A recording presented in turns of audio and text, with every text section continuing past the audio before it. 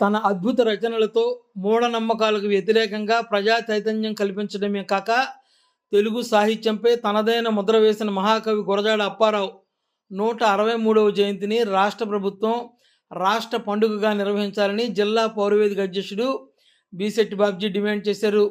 గురజాడ జయంతిని రాష్ట్ర పండుగగా నిర్వహించాలని రాష్ట్ర ముఖ్యమంత్రి చంద్రబాబు నాయుడును కోరుతూ జిల్లా పౌరవేదిక ప్రజా సంఘాల ప్రతినిధులతో కలిసి గురజాడ అప్పారావు విగ్రహం వద్ద శాంతి దీక్షను చేపట్టారు. గురజాడ ఇంటి వద్ద ముందుగా ప్రముఖ స్వాతంత్ర సమరయోధులు స్వర్గీయ వావిలాల గోపాలకృష్ణ 119వ జయంతి సందర్భంగా వారి చిత్రపటానికి పూలమాలలు వేసి ఘనంగా నివాళులర్పించి అనంతరం ర్యాలీగా గురజాడ విగ్రహం వద్దకు చేరుకొని దీక్షను ప్రారంభించారు.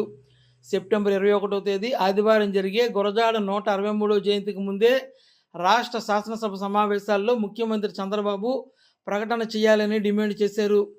ఈ దీక్షలో rotary club governor doctor M Venkateswara Rao, సాహితీవేత్త డాక్టర్ జక్కు రామకృష్ణ, పిడకల ప్రభాకర్ రావు, జేవీవి నాయకులు MVN Venkat Rao, Cheekati Divakar, Dhavala Sarveswara Rao, doctor BA Rao, Gurajada కుటుంబీకులు ఇందిరా, వెంకటేశ్వర ప్రసాద్ తదితరులు పాల్గొన్నారు.